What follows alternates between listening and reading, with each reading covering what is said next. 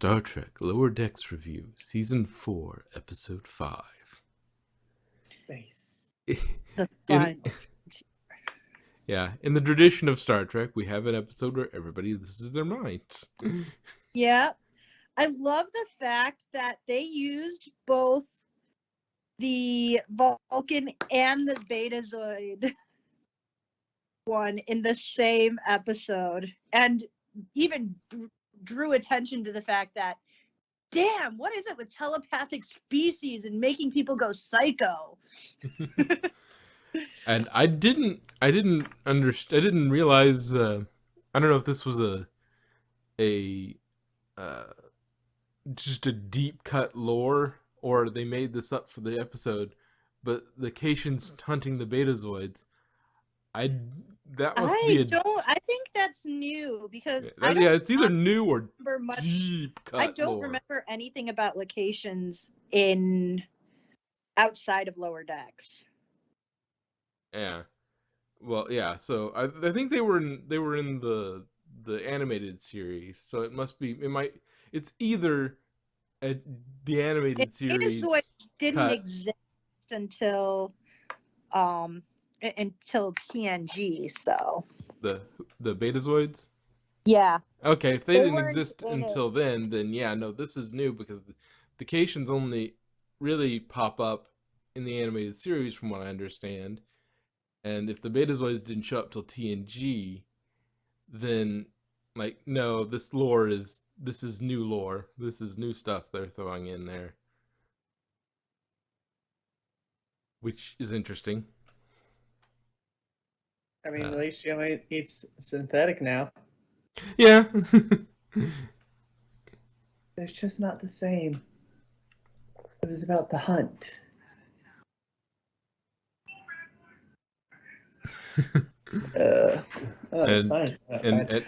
Boimler gets some okay,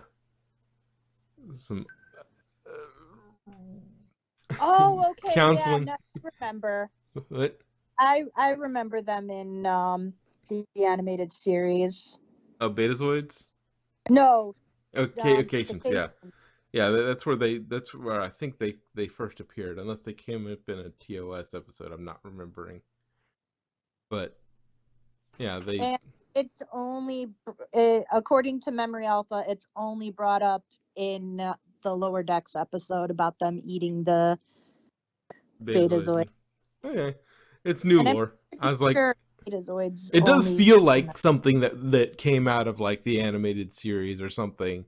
It feels like something, like some deep backstory that's a throwaway line for about, either the core of an episode, or it's a throwaway line that just sort of like, oh yeah, the Caitians used to hunt us. It's like, oh, what, and that would be a quick in and out sort of thing. But no, they went and did the whole thing. It's interesting. It's pretty rare that they actually throw straight new lore at us. Mm-hmm.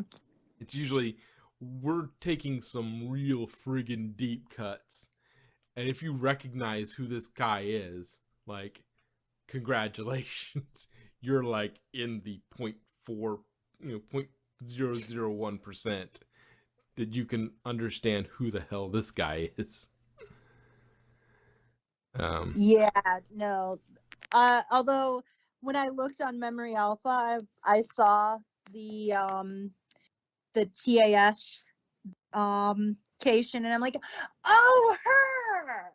I didn't even register, because she looks so different from Tana, because she actually looked classy. You know what I mean? She looked like TNG era, so she had the normal dress and, like, the big poofy hair and that sleek look that the 70s girls had. And so she looked really different from Tana, who's just completely psycho. Although I do love how Shax is totally the sub in that relationship. It's like, honey, no, come on, stop. stop. He's like standing there trying to calm her down, and she's going all, I'm gonna eat some betazoids. Well, if you think about it, okay, so being a doctor just for humans that's a lot of shit you're gonna see. Unless you're in like a really, a tame, profession, you have a, you have a really tame sort of part of specialty. Like if you're like a surgeon or something, you see some shit. Like that's gonna mess you up. Okay, now take that, add about 50 different alien species you've got to know how to deal 50? with. Well, I'm just on a given ship. Yeah. On a given ship, let's say it's probably may not even be that much, but like just you have numerous alien species that are gonna be on your ship. You need to know how to deal with the crazy shit that you deal with just because Starfleet. Like, yeah, this guy had all his bones eaten. Like, oh, I'm gonna have to regenerate all those bones. This is gonna suck. not eaten. His bones were drank. Yeah, they were drunk. Well, I'm just, whatever. Also, I don't think she was there for that. No, I'm not. I'm just throwing something out. That was the we first know thing that we're came just up. being sassy. Yeah, and just throwing it out there. Like crazy shit happens. Yeah. If you just, it's a wonder any of the chief medical officers on any of these ships have kept anything close to sanity with all the crap they deal with. Well, to be fair, most of them haven't. Yeah, I'm just saying any shred of it. One of them was genetically engineered. One of them was banging the captain. One of them was a hologram. One of them was just plain old racist psycho redneck. Yeah. Let's see. Yeah, that's pretty much all of them. Well, Phlox. You got Phlox too. Oh yeah, Phlox. But he was an alien, and he was also crazy one. He was another crazy one. Come on, yeah, don't deny his crazy manifested in a completely different way. He was quirky, crazy. Yeah, he was overly cheerful, and he's like, okay, this is the way you snapped. I think that's as a captain when you're getting your chief medical officer, it's like, okay, level with me. How did this one snap? Which way did they snap? Yeah. Overly cheerful? Okay, we can deal with that. Yeah. I just want to be prepared because I know chief medical officers tend to snap. Just a little bit, at least. This one's a racist redneck. I can handle that. It makes you kind of wonder, though, with like how many alien species are, well, to simply put it, animalistic. When does the line of doctor or vet begin to cross? Actually, according to most theories, if you find yourself on an alien planet, you want to go to a vet instead of a doctor. Oh, most definitely. Because they are more versed in a wider range of species, and the probability that you are compatible with the alien species that is native to that planet is unlikely. So, but as for vet versus whatever, they don't call them veterinarians. They are xenobiologists, and that handles all spectrums of sentience. So they are technically trained to handle your pet cat who's pregnant, even though you thought he was a boy for 3 seasons. And yes, I am referring to Spot, who was an orange cat. So like, there were no spots. And also able to deal with the a Betazoid who gets randomly pregnant from a weird space anomaly. Oh, and the human male who got pregnant. That was a different ship. Yeah, well, yeah, I like, was referring specifically to TNG in this yeah, situation. yeah, but like, yeah, it's that sort of thing. Is weird shit happens. Yeah, Uh, but so they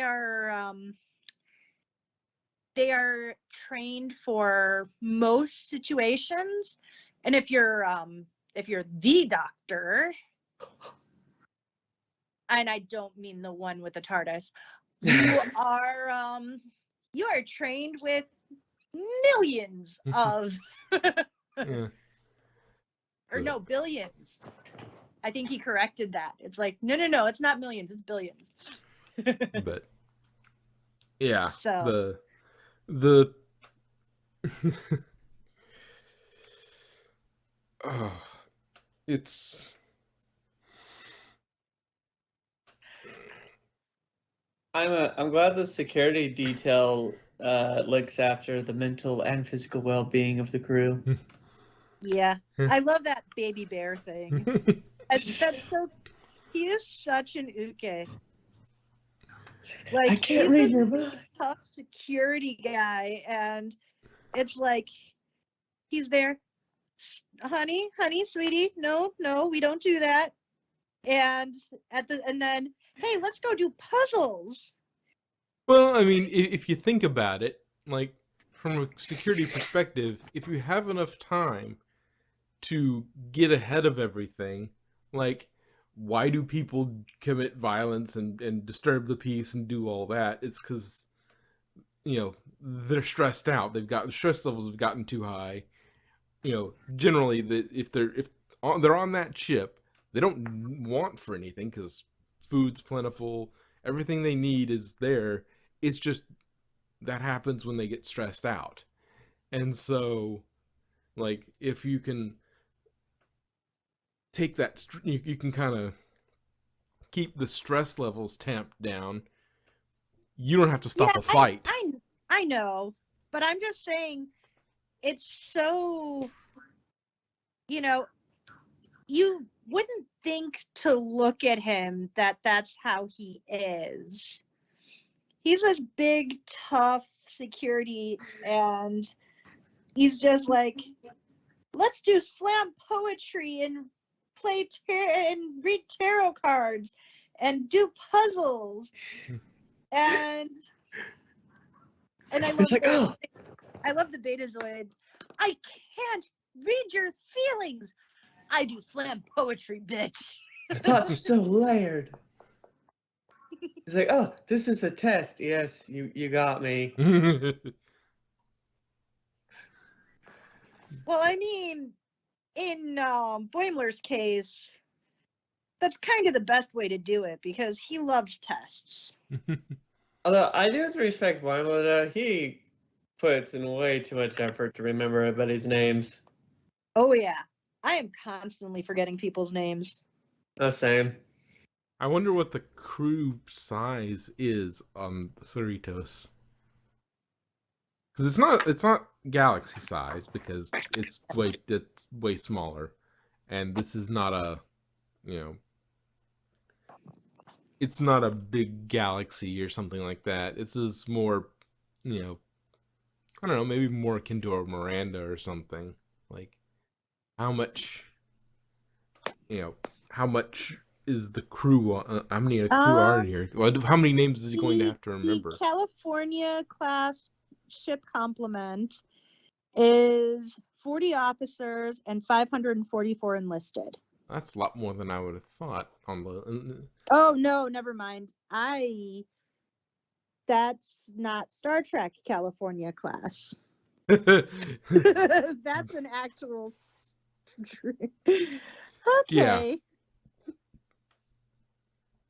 That was probably a battleship. Find out the Star Trek California class complement. Yeah, that was probably a battleship or maybe a submarine. It's a cruiser. A California class cruiser is what I was. Yeah. That seems about right because that's how Standard they. complement 300, emergency capacity 1,000. Yeah, that sounds about right. Like 300, that would be tricky to remember, and he would be It's a knowable amount, but it would take a lot of effort. I Yeah. didn't realize how many people are on those ships. Oh yeah. Well, I mean, in Voyager, after the massive death toll on both ships, and the ships were joined, the crews were joined, they had 150 people, Well, it's not which more. was oddly consistent, even though they had a lot of people die. It's not the fact that it's hard to believe that there's like a lot of people on the ship, because yeah, that's believable. It's more of the fact that a lot of people are living on that ship. Like they all have, well, not each have their own rooms, like shared rooms, but still though. Oh, There's a lot those different than are I thought. big freaking ships, bro. Oh yeah, Well, you and you never got to take realize into how big account. it is when it's all by itself in space. Although it's funny because there were a couple episodes in Voyager where it's like, yeah, we need to talk about the fact that replicator rations. Okay, that yeah, we're down to 2 bathrooms on the ship, and we have some Booleans, and yeah, the crew are starting to get restless. Yeah, but So the Cerritos being in core Federation territory they can use the replicators as much as they like because they're not worried about energy because they're gonna get resupplied. They're just gonna pop by us. They have a scheduled starbase drop off probably to go pick up more fuel and then just go. Oh, yep, we're going back out. I need the dilithium crystals. But yeah, well, probably. I don't want to say. Like some of it is collecting. They got to collect antimatter and matter, and they need lithium changed out every once in a while to catalyze the reaction. Yeah. They gotta go to Space 7-Eleven. Well, I mean that's why. They probably do have a space dock 7-Eleven. But yeah, I mean you look. They're constantly talking about, oh yeah, we're gonna starbase this or starbase that. It's like They do what? have up to Starbase 180, so Yeah, very so well could be a Starbase 7-Eleven, 711.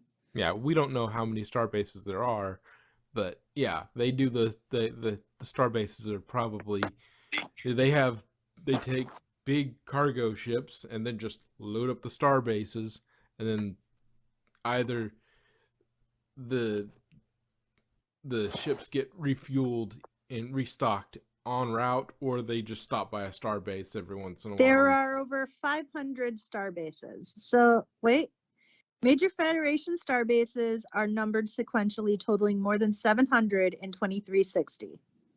Yeah. So, and another one in fandom, Memory Alpha, there are over 800 starbases. So there could be a Starbase 7-Eleven.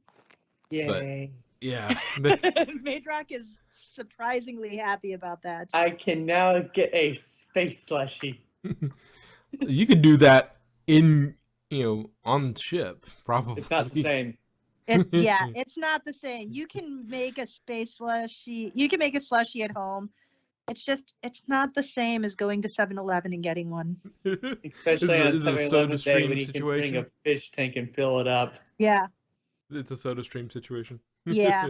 Yeah. You can besides, I mean, you saw how the shrink reacted to that replicator. Oh my god, that was funny. I said I wanted regurgitator soup. That does not taste like it came out of my mother's mouth.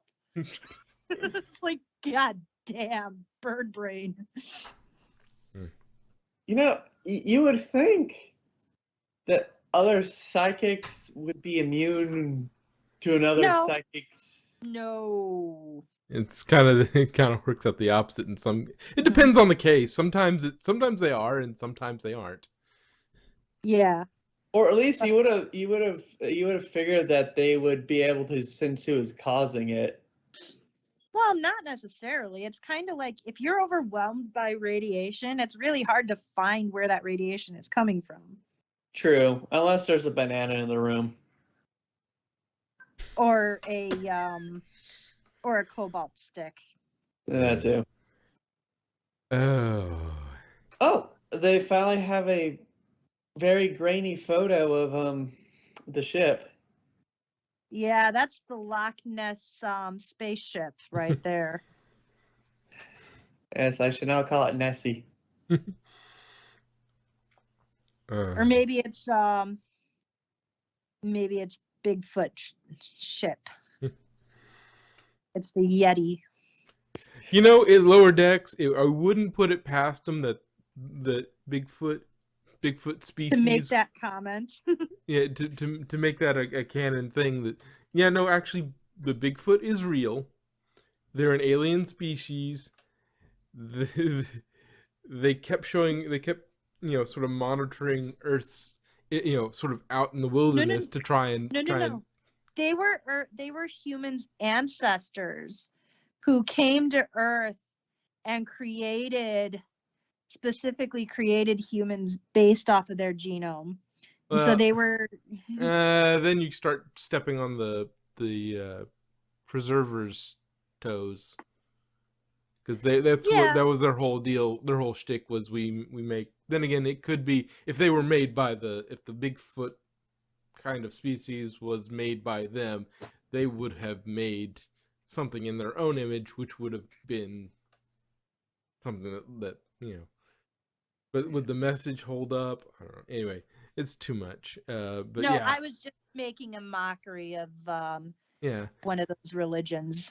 But I was just like, I was thinking like, would that mess with that? Because the whole point of that was we seeded these worlds to produce intelligent life like us, and we did the genome this way, so it would make a neat message when you put everything together.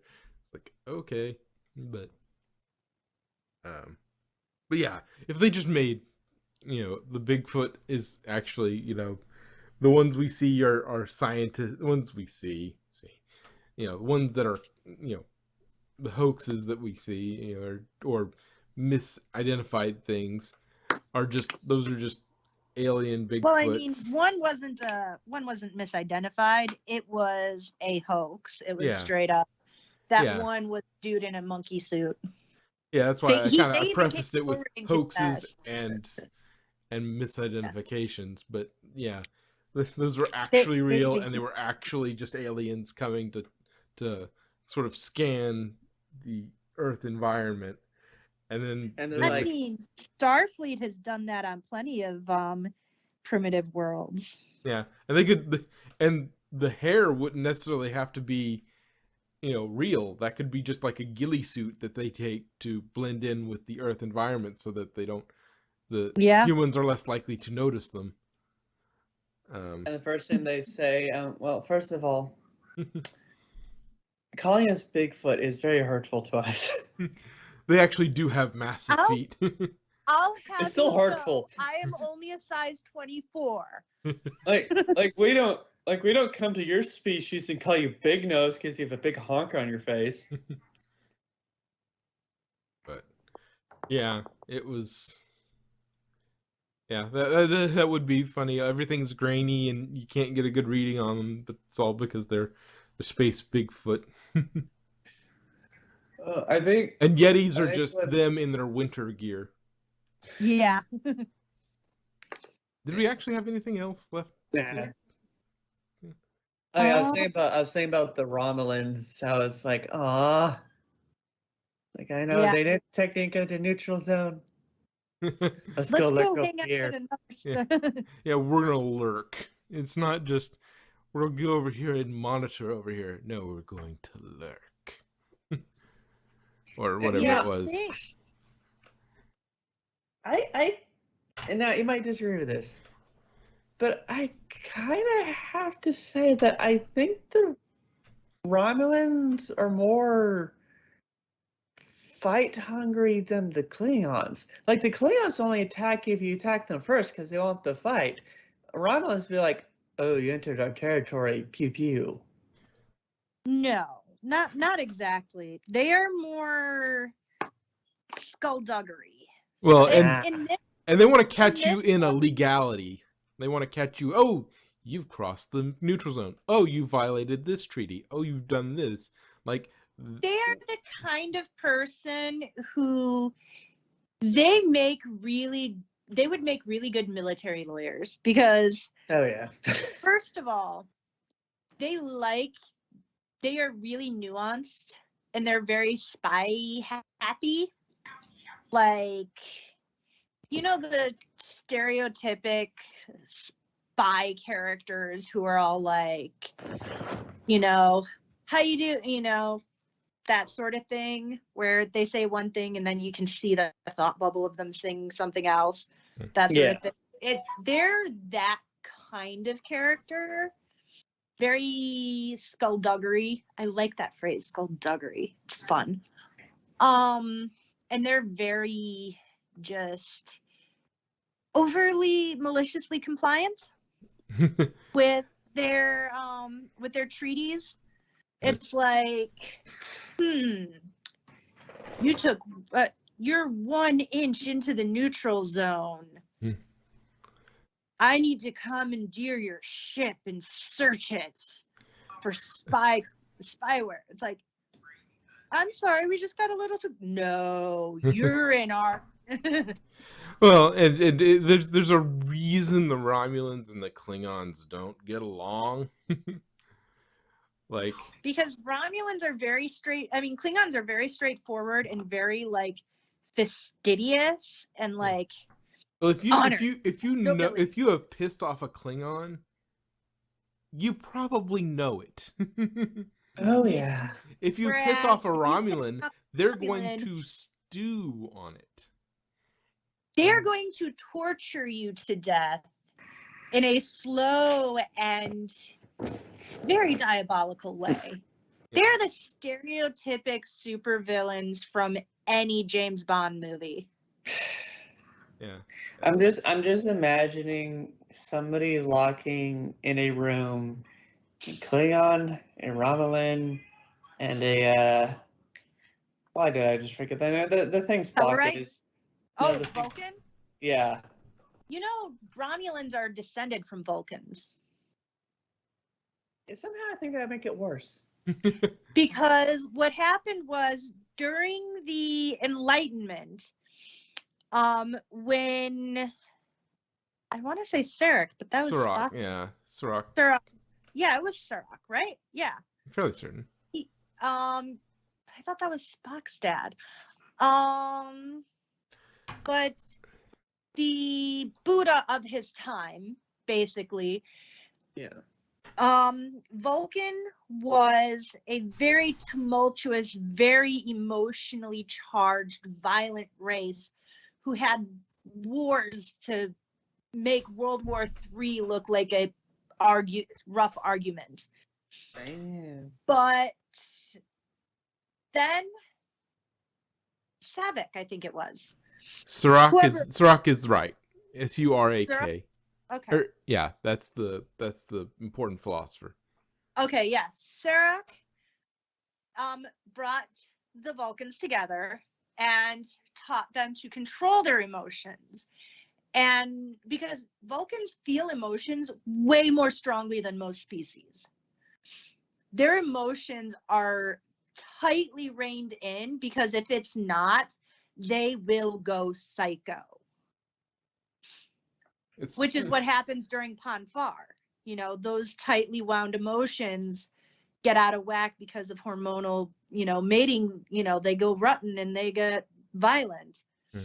Which is why they were so afraid of humans. It's like they were so cautious about humans. Like, okay, so we destroyed our civilization.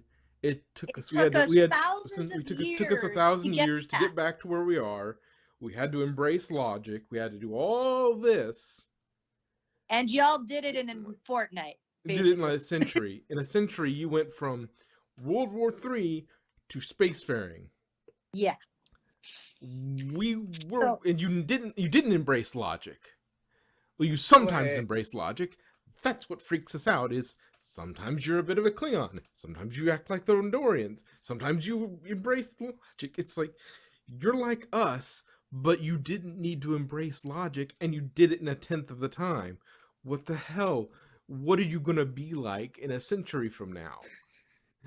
So what happened was he taught them logic, but there was a faction who's like, fuck you, nuh-uh. We want to enjoy this, we want to embrace our feelings. We like feeling. Why the hell would we want to control it? Why the hell would we want to hide from it? And so they left and founded Romulus and Remus, which were the 2 planets that the Romulans inhabit. And so they branched off and sort of became their own species, but not quite, because they're still descended from the same species as Vulcans, but that was like thousands of years ago. Only 1,000 years ago, so evolution really hasn't had time to go. It was like 10 generations, though. Yeah. So wait, there was a World War III in Star Trek universe? Yeah. Oh yeah.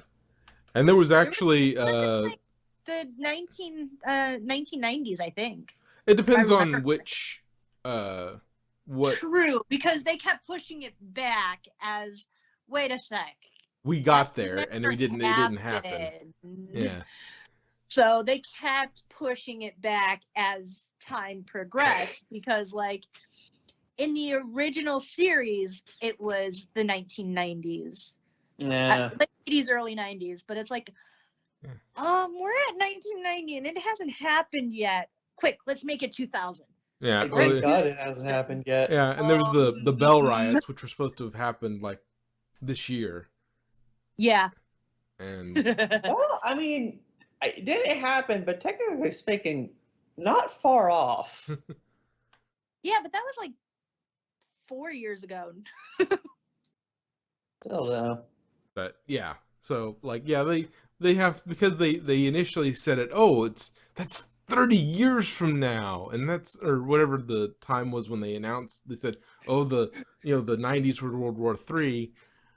Well, they're like, oh, that sounds so far away. By that time, with how the world is, we're gonna get a World War III, but it just didn't happen. And so they have to, each time they have to kind of retcon. But keep in mind, in the 80s, Back to the Future said we'd be having flying cars by now.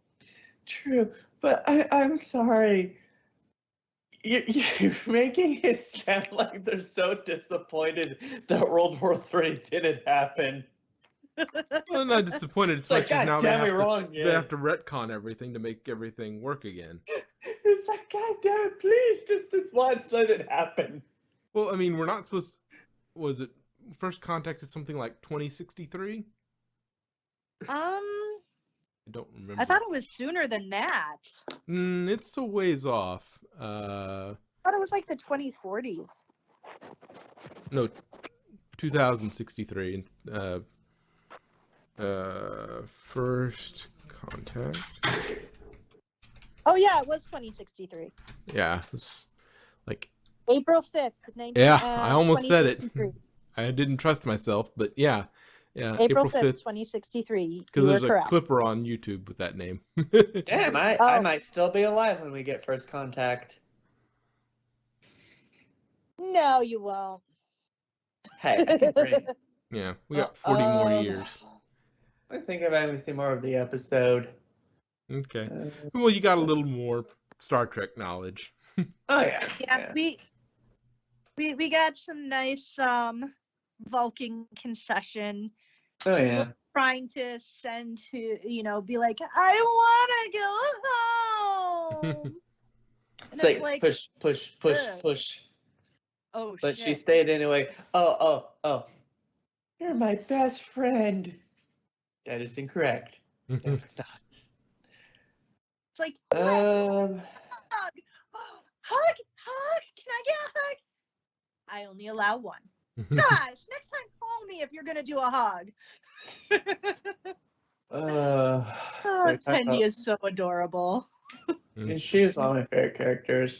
Let's see. So we talked about that. I And love that. how excitable she, I love the compatriotism between her and to Lynn because they are so opposites. It's adorable. Like, she's so hyper and happy and friendly, and to Lynn's just like, yes. You can tell the exasperation from that deadpan tone half the time, where it's like, we're best friends. We work together. I will. I did one more thing. I got a new theory on the ship. Yeah.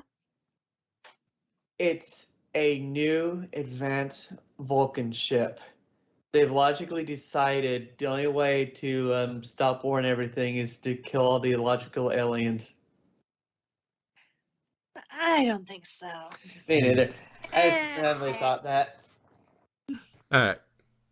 I would believe Section 31 before I believe. Oh yeah, no, I believe that. Because Section 31 is full of like douchebag spycraft. They are the human equivalent of the Romulan Tal Shiar. So I'd believe Section 31 before I believe Oh yeah. yeah. Also, if you look at the people who've been destroyed so far,